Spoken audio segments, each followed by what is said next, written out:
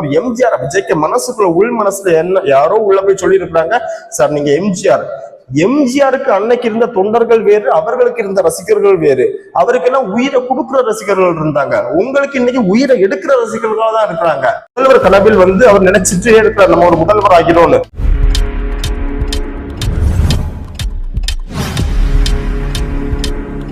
வணக்கம்.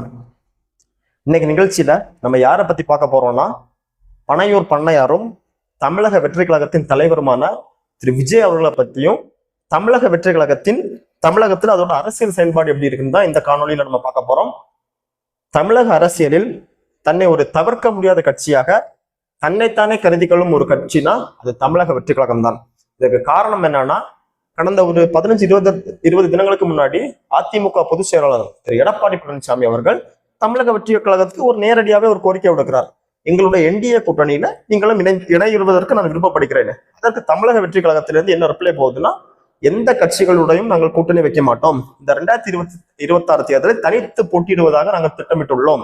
இதுதான் அந்த தமிழக வெற்றி கழகத்திலிருந்து வந்த ரிப்ளை.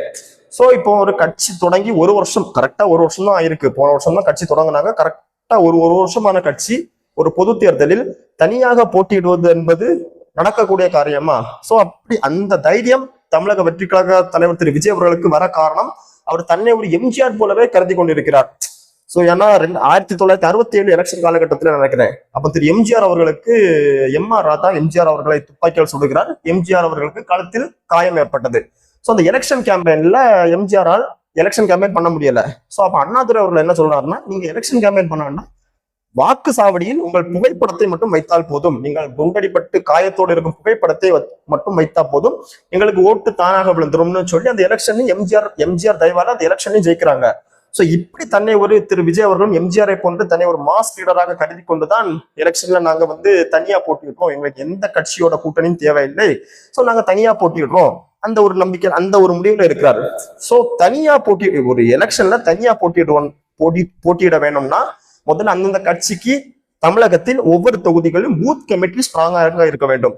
தமிழக வெற்றி கழகத்துக்கு பூத் கமிட்டி என்று ஒன்று இருப்பதாகவே தெரியவில்லை. இதற்கு ஒரு சின்ன உதாரணம் என்னன்னா, கடந்த ஒரு 4-5 தினங்களுக்கு முன்னாடி தமிழக வெற்றி கழகத்தின் பொதுச் செயலாளர் திரு புசி ஆனந்த் அவர்கள் தமிழக வெற்றி கழக தலைவர் திரு விஜய் அவர்களுக்கு ஒரு அறிக்கை கொடுக்கிறார். அந்த அறிக்கையில என்னன்னா, நமக்கு நம்ம கட்சிக்கு தமிழகம் முழுவதும் 50,000 மேல் பூத் கமிட்டிகள் இருக்கிறது, இது நம்ம வெற்றி பெறுவதற்கு இதுவே போதும் அப்படின்னு ஒரு அறிக்கையை சமர்ப்பிக்கிறார். திரு விஜய் அவர்களும் அதை பார்த்து அவர் யோசிச்சிருக்காரு, நமக்கு இவ்வளவு பூத் கமிட்டியா, வாய்ப்பு இல்லைன்னு சொல்லிட்டு ஒரு முக்கியமான அதிகாரிகிட்ட கொடுத்ததை கிராஸ் செக் பண்ணும்போது அது 25,000 மேல் போலியான பூத் கமிட்டி என்று தெரிய வந்தது. விஜய் அவர்கள் இதை பார்த்து ஷாக் ஆயிட்டாரு. திரு ஆனந்தை கூப்பிட்டு விளக்கம் கேட்கல. ஆனந்த் சொல்றார், நான் மாவட்ட செயலாளர் கொடுத்த அறிக்கையை அப்படியே உங்களிடம் கொடுத்தேன், நான் அதை செக் பண்ணி பார்க்கல. சோ இந்த நிலைமை தான் தமிழக வெற்றி கழகத்துக்கு தமிழகத்துல இருக்கு. எந்த 234 தொகுதியில் எந்த தொகுதிகளிலும் தமிழக வெற்றி கழகத்துல பூத் கமிட்டி என்று ஒண்ணு கிடையவே செய்யாது. சோ ஒரு கட்சி ஒரு மாநிலத்திலோ ஒரு மாவட்டத்திலோ ஜெயிக்கணும்னா அதோட உள்கட்டமைப்பு அந்த பூத் கமிட்டி தான் அதுக்கு ஒரு முதுகெலும்பு. சோ அது ஸ்ட்ராங்காக இருக்க வேண்டும். தமிழக வெற்றி கழகத்திற்கு அந்த ஒரு பூத் கமிட்டி எல்லா 234 தொகுதிகளிலும் 0வாக தான் இருக்கிறது. சோ இதுலயும் வெற்றி பெற வாய்ப்பு இல்லை.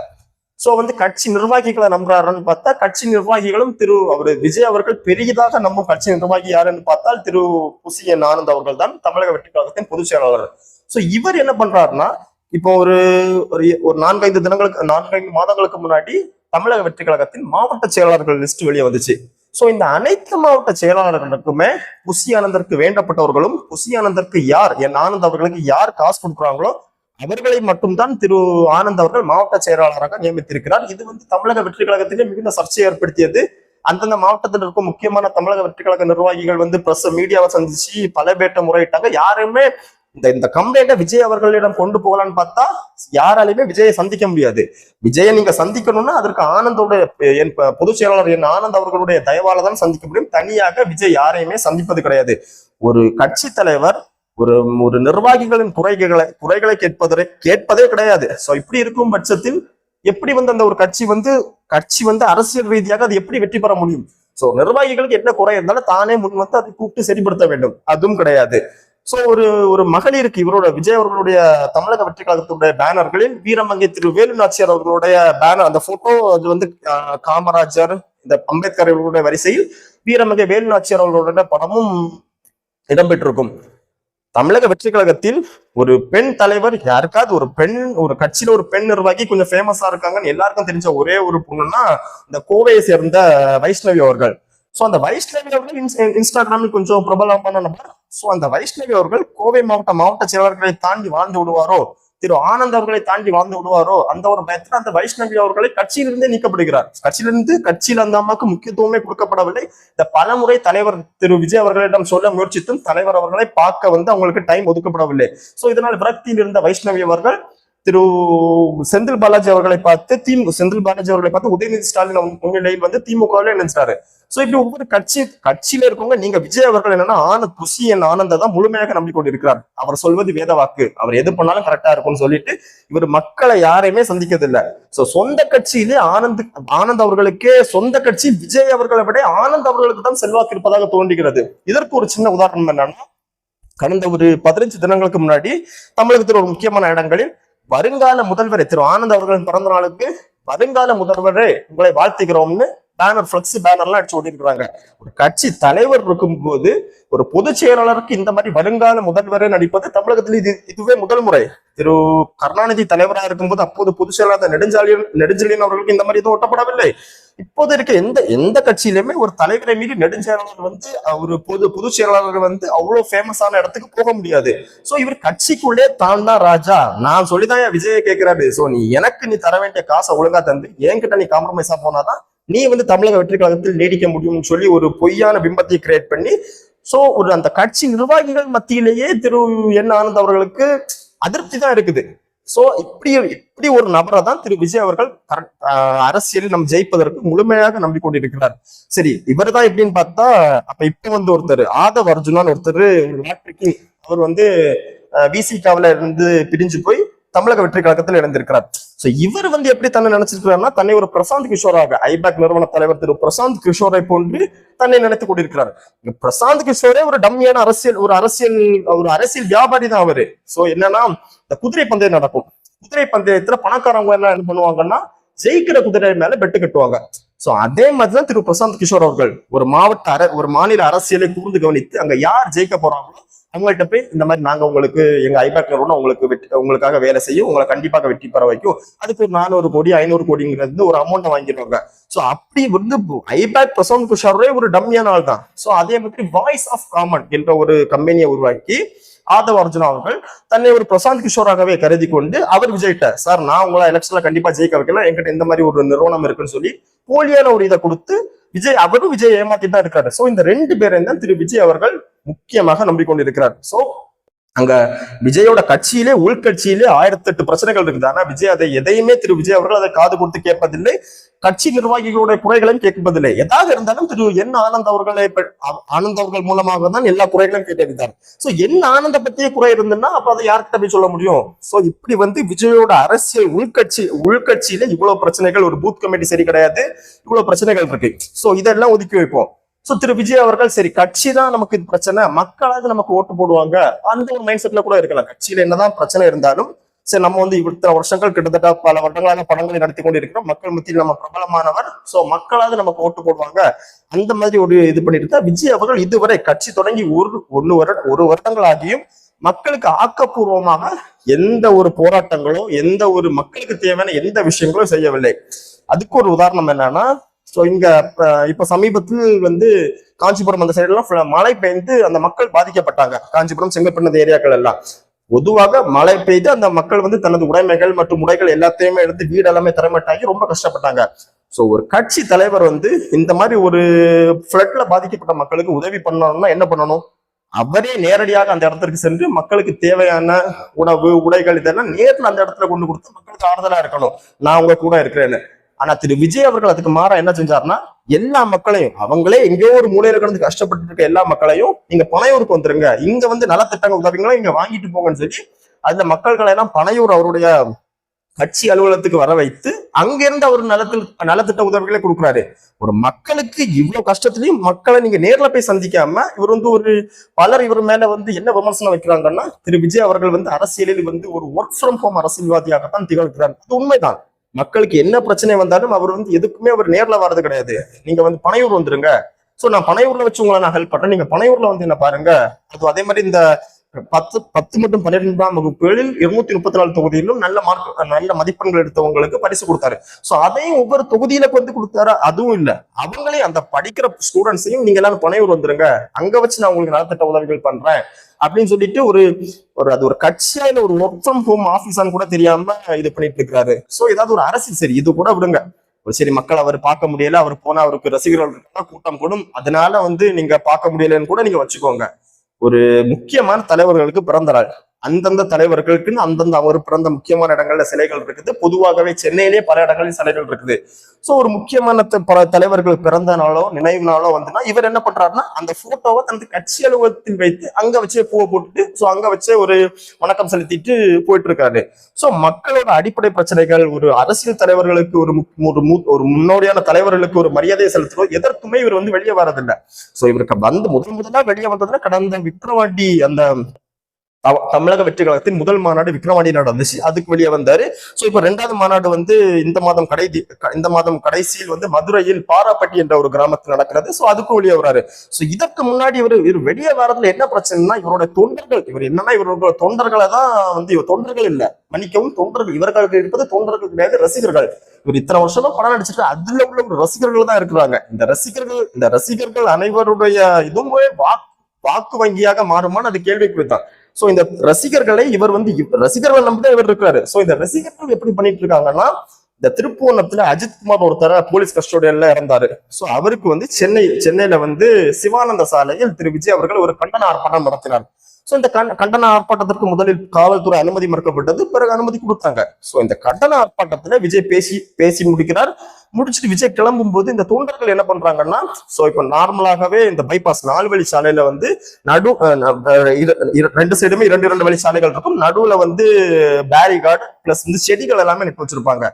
சோ இந்த தொண்டர்கள் என்ன பண்றாங்கன்னா, சோ நீங்க உங்க தலைவர் பேசுறாரு, நீங்க இந்த ஆர்ப்பாட்டத்துக்கு வந்தீங்களா, ஆர்ப்பாட்டத்தை கலந்துக்கோங்க, உங்களால முடிஞ்சா அதுல இருக்க குப்பைகளை கிளீன் பண்ணலாம், அந்த மாதிரி வேலைகளை பண்ணணும். சோ திரு விஜய் அவர்களுடைய தீவிர தொண்டர்கள் அவங்க என்ன பண்றாங்கன்னா, இந்த செடிகள், அந்த அரசாங்க செலவுல பொது சொத்து செடிகளை எல்லாம் சேதப்படுத்தி அந்த இருக்கும் கம்பிகளை எல்லாம் உடைத்து அரசாங்கத்துக்கு பல லட்சம் ரூபாய் இழப்பீடு ஏற்படுத்தியிருக்காங்க. இது சம்பந்தமா விஜய் அவர்கள் இந்த சம்பவம் முடிந்து ஒரு 10-15 நாட்களுக்கு பிறகு அவர் அறிக்கை கொடுத்தார். சோ இப்ப இதுல ஏற்பட்ட சேதங்கள், சென்னை மாநகராட்சி உட்பட்ட சிவானந்த சாலையில் ஏற்பட்ட சேதங்களை எல்லாம் நானே என் சொந்த செலவில் சரி பண்ணி தாரேன்னு சொல்லிட்டு ஒரு அறிக்கை மட்டும் தமிழக வெற்றி கழகத்தின் சார்பில் ஒரு அறிக்கை மட்டும் வந்தது.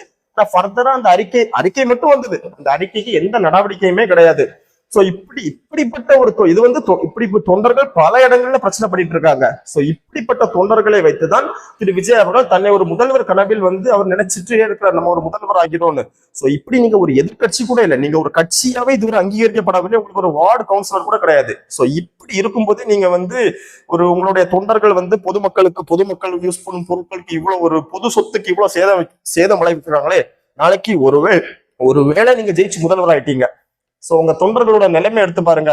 அப்ப இந்த மக்கள் யோசிப்பாங்க திமுகவே பரவாயில்லைன்னு. ஏன்னா திமுக தொண்டர்கள் தான் இந்த புரோட்டா கடையில போய் புரோட்டா சாப்பிட்டு காசு கொடுக்காம பாக்ஸிங் பண்றது, கிட்னி திருட்டு, இந்த மாதிரி விஷயத்துல திமுக தொண்டர்கள் பலர் ஈடுபட்டு இருக்காங்க. சோ இப்போ நீங்க ஒருவேளை உங்க கட்சி ஆட்சிக்கு வந்தா, நீங்க வர்றதுக்கு முன்னாடியே உங்க தொண்டர்கள் இப்படி பொது சொத்தை சேதம் பண்ணிட்டு இந்த மாதிரி பல மக்களுக்கு பல இடையூறுகளை பண்ணிட்டு இருக்காங்களே, ஒருவேளை நீங்கள் ஆட்சிக்கு வந்தால் தமிழக மக்கள் இதுக்கு திமுக தொண்டர்களே பரவாயில்ல அந்த அளவுக்கு நினைக்க வச்சிருவாங்க. உங்க தொண்டர்களோட செயல்பாடும் அதே மாதிரி தான் இருக்கு. சோ இப்படி அது ஒரு கட்சியா, தமிழக வெற்றி கழகம் ஒரு கட்சியா அவர் எப்படி செயல்பட்டு இருக்கிறாரு, மக்கள் பிரச்சனை எதுல இப்படி ஒரு முடிவுமே இல்லாம இருக்கிறவரு எல்லா மாநாட்டிலையும் தமிழகத்தில் இல்ல இந்திய அரசியலிலே ஒரு புதிய ஒரு விஷயம் ஒண்ணு பண்ணுவாரு. கடந்த விக்ரவாண்டி மாநாட்டிலையும் சரி, இப்ப மதுரை மாநாட்டிலையும் சரி, அது என்னன்னா தொண்டர்கள் எல்லாருமே மேடையை நோக்கி உட்கார்ந்து இருக்கும் போது ஒரு ரேம்ப் அந்த தொண்டர்கள் இருக்கும் வரிசையில் அந்த ஸ்டேஜுக்கு நடுவுல இங்க இருந்து ஒரு எண்டு வர ஒரு ரேம்ப் அமைச்சிருப்பாங்க. இந்த ரேம்ப் கலாச்சாரம்னா என்னன்னா, இந்த மாடலிங் பண்ணுவாங்க, உலகளகி போட்டி இந்த மாதிரி எல்லாம் கீழே ஜட்ஜஸ் இருக்கும்போது நடுவுல ஒரு ரேம்ப் மாதிரி இருக்கும். அந்த ரேம்ப்ல அந்த உலகளகிகளோ அந்த மாடலிங் பண்றவங்களோ நடந்து போவது வழக்கம். சோ அதே ஒரு மெத்தட் தான் விஜய் காப்பி பண்றாரு. இது வந்து நீங்க வந்து பட நிகழ்வு கிடையாது, நீங்க வர்றது வந்து ஒரு அரசியல் நிகழ்ச்சி, ஒரு மக்களுக்காக நீங்க வாரீங்க. சோ அந்த இடத்துலயும் தன் ரசிகர்களுக்கு எல்லாம் அங்க வந்து ஓடி வந்து கட்சி கொடிகளை எல்லாம் வாங்கி தன் தோல் மேல போட்டு கை அசைத்து கொண்டு, இது வந்து ஒரு படம் ஷூட்டிங் மாதிரி தான். விஜய் வந்து இந்த மாநாடை வந்து ஒரு படம் ஷூட்டிங்காவே நினைச்சிட்டு இருக்காரே தவிர, இந்த மாநாடு நம்ம எதுக்கு போடுறோம், மக்களுக்கு தமிழக மக்கள் சொல்லில்லா துயரத்துல இருக்காங்க.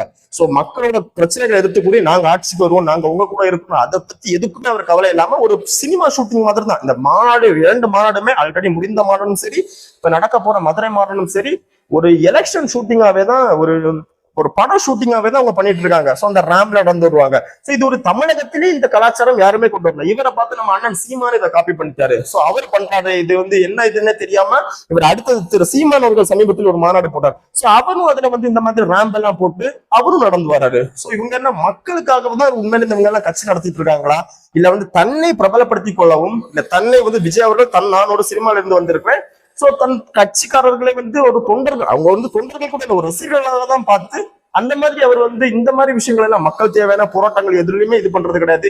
சரி, ஓகே, இந்த திருப்புவனம் கார்த்திக்கு வேண்டி குரல் கொடுத்தாங்களே, இப்ப சமீபத்தில் ஒரு ஆணவ படுகொலை நடந்து ஒரு கவின் என்ற ஒரு இளைஞனை ஒரு ஒரு குறிப்பிட்ட அவரோட அக்காவை லவ் பண்ணதுக்காக ஒரு பையன் வந்து வெட்டி கொள்றான். சோ இதை பத்தி திரு விஜய் அவர்கள் ஏன் இதுவரை இந்த நிமிடம் முறை இதை பத்தி ஏன் விஜய் அவர்கள் வாய் திறக்கல? ஓட்டு வங்கிக்காகவா? இல்ல ஒரு மக்கள் பிரச்சனைனா எல்லா பிரச்சனையும் எடுத்து பேச வேண்டியதானே? தமிழகத்தில் பட்ட பகலில் ஒரு படுகொலை நடந்திருக்கு. அதற்கு காரணம் என்னன்னா ஒரு காதல் தான் இதற்கு காரணம். சோ இப்படிப்பட்ட ஒரு விஷயத்தை எடுத்து தமிழக வெற்றிக்காக தலைவர் திரு விஜய் அவர்கள் பேசினாரா? அதுவும் கிடையாது. மக்களுக்காக நீங்க எதுக்குதான் குரல் கொடுக்குறீங்க? எல்லா விஷயத்திலும் திரு விஜய் அவர்கள் ஒரு விஷயங்கள் மென்ஷன் பண்ணுவாரு. நான் கிட்டத்தட்ட 200 கோடி மார்க்கெட் விட்டு வந்திருக்கேன், 300 கோடி என்னுடைய வருமானத்தை விட்டுட்டு மக்கள் பணிக்காக வந்திருக்கேன்னு சொல்றாரு. நீங்க மக்கள் பணிக்காக என்ன பண்ணீங்க? ஒரு கட்சி தொடங்கி 1 வருஷம் ஆக போகுது, அடுத்த வருஷம் எலெக்ஷன் வர போகுது. எலெக்ஷனை ஃபேஸ் பண்றதுக்காக நீங்க மக்கள் பணிக்காக என்ன பண்ணீங்க? எதை சொல்லி மக்கள்கிட்ட நீங்க ஓட்டு கேட்பீங்க? நாங்க இந்த மாதிரி வந்து நாங்க வந்தா இந்த மாதிரி பேரிகார்டு எல்லாம் உடைப்போம், நான் எங்க தொண்டர்கள் வந்து ஒரு குறுநில மன்னர்களாக இருப்பாங்க, அந்த மாதிரி மீன் பண்ணி நீங்க ஓட்டு கேட்பீங்களா? இல்லை, மக்களுக்கு தேவையான எந்த நல்ல காரியத்தை வச்சு நீங்க என்னது பண்ணீங்க நீங்க மக்களுக்கு ஓட்டு கேட்பீங்க? சோ இப்படி இருக்கு இந்த மாதிரி தமிழக அரசியல்ல இப்படி இவ்வளவு பிரச்சனைகளையும் தமிழக வெற்றி கழகம் உள்கட்சியில இவ்வளவு பிரச்சனைகள் மக்கள் மத்தியில் அதிருப்தி இவ்வளவு பிரச்சனைகளை வச்சுட்டு திரு விஜய் அவர்கள் எந்த கூட்டணிக்குமே போக மாட்டாராம். நான் தனியாக தான் நிற்பேன். திரு எடப்பாடி அவர்கள் என்ன ஆஃபர் கொடுத்திருக்கிறாருன்னா, உனக்கு வேணா நான் துணை முதலமைச்சர் கொடுக்குறேன், நீ வந்து நம்ம கூட இருந்துரு அப்படிங்கிறதுக்கு இவர் சொல்லியிருக்கிறா, நான் ஸ்ட்ரைட்டா முதல்வர் தான், இந்த துணை முதல்வரெல்லாம் எனக்கு ஏற்பாடே கிடையாது. சரி, ஒண்ணும் இல்லைன்னா 2.5 வருஷம் நீங்க துணை முதல்வரா இருக்க, 2.5 வருஷம் நான் முதல்வரா இருக்கிறேன் எடப்பாடி அவர்களை பார்த்து கேட்டிருக்காரு. நல்ல ஆளை பார்த்து நீங்க கேட்டீங்க. எடப்பாடி அவர்கள் எப்படின்னா அவர் வந்து ஒரு மைனாரிட்டி, அவருக்கு என்னன்னா எம்எல்ஏக்கள் சப்போர்ட் இல்லாம இருக்கும் போதே பன்னீர்செல்வம் அவர்களுக்கே அவர் வந்து முதலமைச்சர் பதவி கொடுக்காம சொந்தமாக தான் முதலமைச்சர்னு சொல்லி இருந்துட்டு வந்தவர் அவரு. இந்த அவர்கிட்ட போய் 2.5 வருஷம் முதல்வர் கேட்டீங்கன்னா அவர் எப்படி கொடுப்பாரு? அவர் சொல்லிட்டு, எப்பா உன்னோட கூட்டணியும் வேண்டாம், நீ உன் வேலையை பார்த்துட்டு போ. சோ அப்படி இப்படி எந்த கூட்டணியிலுமே திரு விஜய் அவர்கள் ஜெல் ஆகாம தன்னைத்தானே நான் நின்று ஜெயிச்சிடலாம், தன்னை ஒரு எம்ஜிஆர் விஜய்க்கு மனசுக்குள்ள உள் மனசுல என்ன யாரோ உள்ள போய் சொல்லி இருக்கிறாங்க, சார் நீங்க எம்ஜிஆருக்கு அன்னைக்கு இருந்த தொண்டர்கள் வேறு, அவர்களுக்கு இருந்த ரசிகர்கள் வேறு. அவருக்கு எல்லாம் உயிரை கொடுக்குற ரசிகர்கள் இருந்தாங்க, உங்களுக்கு இன்னைக்கு உயிரை எடுக்கிற ரசிகர்களா தான் இருக்கிறாங்க. சோ திரு ஸ்டாலின் அவர்கள் தான் ஒரு வருஷத்துக்கு முன்னாடி ஒரு திமுக பொதுக்கூட்டத்துல சொல்வாரு, என்ன அவர்கள் என் அமைச்சர்கள் டெய்லி என்ன பிரச்சனை, என் தொண்டர்கள் என்ன பிரச்சனையை வந்து டெய்லி கொண்டு வருவாங்கன்னு தெரியாம நான் பயந்து கண்டுபிடிக்கிறேன். சோ அதே தான் தமிழக வெற்றி கழகத்துக்கும் அதே நிலைமை தான். எங்கேயுமே தமிழக வெற்றி கழகத்தோட நிர்வாகி எங்கேயுமே மக்கள் மத்தியில இது இல்லை. எல்லாருமே திரு விஜய் அவர்களை தாண்டி புஷி ஆனந்த் தான் தமிழக வெற்றி கழகத்தில் ஒரு முக்கிய நபராக இருக்கிறார். ஏன்னா அவர் தான், ஏன்னா திரு விஜய் அவர்கள் அரசியலை பத்தி எதுவுமே கண்டுகொள்வதில்லை. இப்போ அவரோட ஜனநாயகன் படம் போயிட்டு இருக்கு, அந்த ஷூட்டிங் முடிச்சுட்டு நினைக்கிறேன். சோ அவர் இப்ப வர சினிமாவில் தான் கான்சென்ட்ரேட் பண்ணிட்டு இருக்காரு தவிர எல்லா கட்சி பொறுப்பு எல்லாம் புஷி ஆனந்த கையில கொடுத்துட்டு எப்பா நீ பாத்துக்கோன்னு சொல்லிட்டு போயிருக்காரு. சோ அவரும் எவ்வளவு சம்பாதிக்க முடியுமோ, மாவட்ட செயலாளர்கள் அங்க இங்க என்ன பதவி வேணுமோ எவ்வளவு சம்பாதிக்க முடியுமோ அவ்வளவு சம்பாதிச்சு அவர் பாட்டுக்கு ஒரு தனி ராஜாங்கத்தை நடத்திட்டு இருக்காரு. சோ இப்படி இவ்வளவு பிரச்சனைகளும் தமிழக வெற்றி கழகத்தின் மீது இருக்கிறது. இதை வச்சு தமிழக வெற்றி கழகம் எப்படி 2026 தேர்தலை ஃபேஸ் பண்ண போறாங்கன்னா எல்லாருக்குமே கேள்விக்குறியா இருக்குது.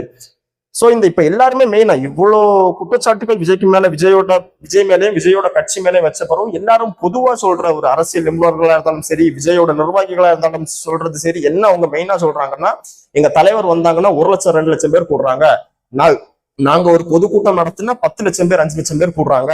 சோ இதுதான் அவங்க எல்லாருமே. சோ இதெல்லாம் எங்க தலைவருக்கு வந்த சப்போர்ட். சோ இதனால எங்க தலைவர் கண்டிப்பா ஜெயிக்கிறாரு, பல லட்சம் பேர் ரசிகர்கள் எங்க தலைவர் இருக்காங்க, தலைவர் வீட்டை விட்டு வெளியேறாங்கனாலே 10,000 பேர் கூடுறாங்க.